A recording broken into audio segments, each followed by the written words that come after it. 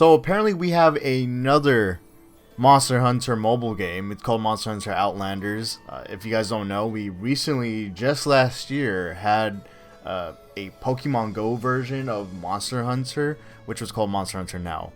And I would say it was an okay game it was a good variation of Monster Hunter. It's just simply a game where you play for whatever, whenever you have the time for it. I just think it's just a game you have fun with and you play casually. You shouldn't be so intense about that game, to be honest with you. Niantic kind of shot their own foot with Monster Hunter Now, considering how they were pretty much gatekeeping. They never really resolved the issue of the gameplay loop, because one of my biggest issues I had from last year was they do a lot of things for you and gatekeep the gameplay. They do their best to just not make you play the game at all, and that does the exact opposite of what you want the player to do. It just never made any sort of sense to me. I still kind of play it time to time, and they still do the same, and I just kind of gave up on now. I had, like, my expectations weren't super high about the game, but the way they just treat that game, it's kind of bad, or really bad. Anyway, sorry about that. I'm not trying to make a Monster Hunter Now like a whole second review of it. My apologies. We're here to talk about Outlanders. I thought it was pretty interesting from the footage of what I've seen. There's two videos. Well, let me look into this.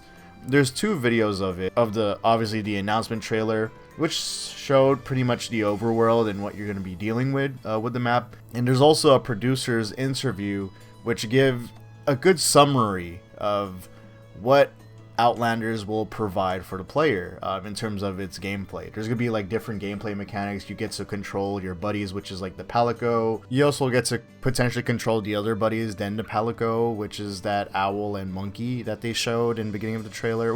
Well, they didn't really show the owl in the beginning of the trailer, but since this is an open world survival game, there's survival mechanics, so you'll be kind of collecting material. You see the hunter kind of chopping down trees, building its own base, or like its own little camp or house, and I thought that was pretty cool. I mean, it makes sense for a Monster Hunter game, but it seems that you're more independent here, and also potentially like it's gonna be like Ark if they do a whole co-op thing. I think there will be co-op. There's gonna be interesting mechanics going on with this game, but at the same time, as soon as they talked about how there will be different characters you will play and how each character will have a specialized ability and their own weapon, and I was like, oh, okay, I see where they're going with. They're gonna create this whole monetization system, creating different characters that are more powerful than your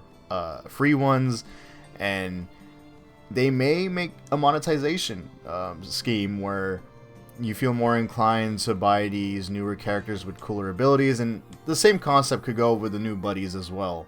So it may be tough, and also like this is a survival game. There's more mechanics implemented in this game, and the number one issue with many gacha games, and also like you could say this is the free-to-play genre as well, is that since they're always kind of inclined or expecting you to pay for the game in some sort of way, if we're approaching that live service or that more gacha side of things, I think this is probably gonna be very similar to the first Descendant. I think that was the game. It was this Korean third-person shooter MMO. I think pretty much they have like different characters and loot and gear, and eventually like you'll feel more inclined to pay for these characters if you want to do more powerful DPS, or if you just want better gear and stuff overall.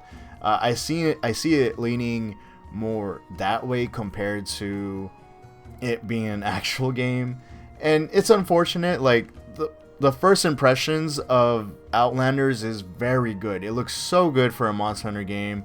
I mean, everyone's always like itching for a new Monster Hunter experience, but this is more so the downside of investing yourself into a mobile game. So for those who are not very familiar with mobile games, I would say to be cautiously optimistic about the game, or And also, when you're playing this game, eventually when it will come out, because this will be a free-to-play game, just expect the game to make you pay. Because, I don't know, there hasn't been a timeline, a universe where it was simply just a mobile game without you paying a lot. So, this is just the honest truth about it. I'm very skeptical of this game because every mobile game always looks too good to be true.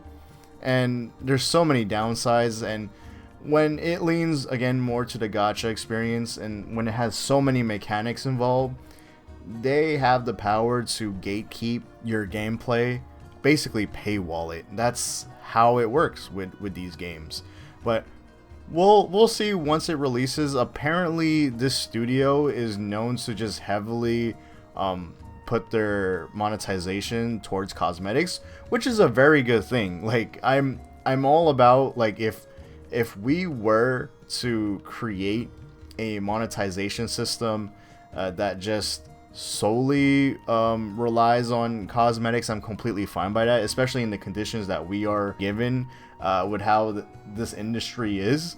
So, you know, again, I would much prefer like games without any heavy monetization, you know, in their products. But if we were choosing the lesser evil for this scenario, yeah, like I wouldn't mind about the monetization towards cosmetics than the actual gameplay mechanics. And I hope you're able to grind out the game for a reasonable time. I just don't hope they make the players grind out these certain things, whether it's for characters or gear or whatever, for eternity.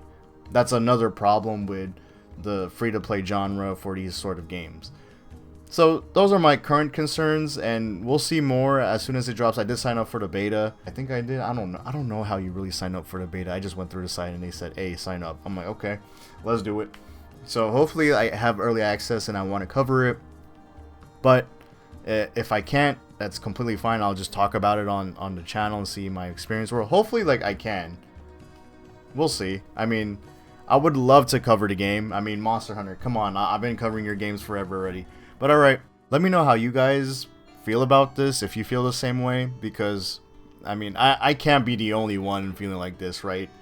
Because I've experienced so many other cool, like, mobile games that had potential to actually be a good game on your phone, to only be screwed with the many mechanics and the monetization stuff. Again, that's just their ball game, and at that point you just either leave or you invest your time into it. I suggest you don't invest your time and just play Wilds at that point, you know, because I'm pretty sure this game will drop like after Wilds.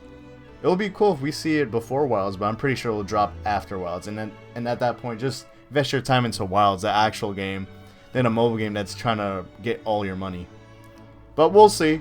I don't want to like keep down in the game, but I want to be wrong. I want to like invest my time when I'm like on the go or whenever I'm at and playing Monster Hunter, this cool Monster Hunter game. But alright, see ya. Remember, drop a like and subscribe if you haven't yet. Yeah, I'll do my best to cover the beta if we can in the future. I'll even like make more videos about it. We'll see. But alright, peace. Have a good one.